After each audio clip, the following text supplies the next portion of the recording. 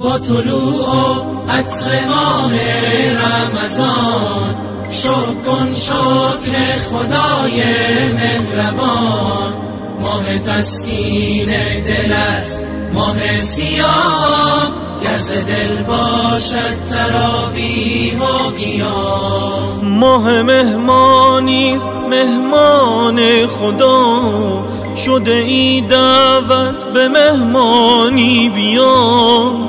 بنشین بر سفره خانه خدا، نوش جان کن از مناجات و دعا. با طلوع عطر ماه رمضان شکر کن شکر خدای مهربان. ماه تسکین دل است ماه سیاه، گر ز دل باشد تراویح و قیام. روز درمان است بر هر جسم و جان، می شود با روز جسمت پرتوان.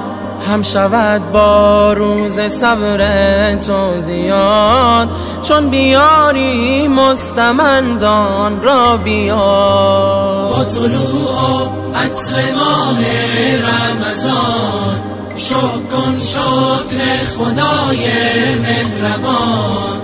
ماه تسکین دل است ماه سیاه، گر ز دل باشد تراویح و قیام. روزه داری حکم شرع و سنت است، جزو رکن دین برای امت است. 11 ماه غرق بودی در گناه، فرصت است 1 ماه که برگردی به راه. روزه داری حکم شرع و سنت است، جزو رکن دین برای امت است. 11 ماه غرق بودی در گناه، فرصت است 1 ماه که برگردی به راه.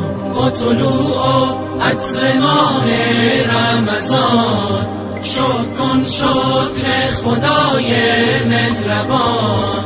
ماه تسکین دل است ماه سیاه، گر ز دل باشد تراویح و قیام.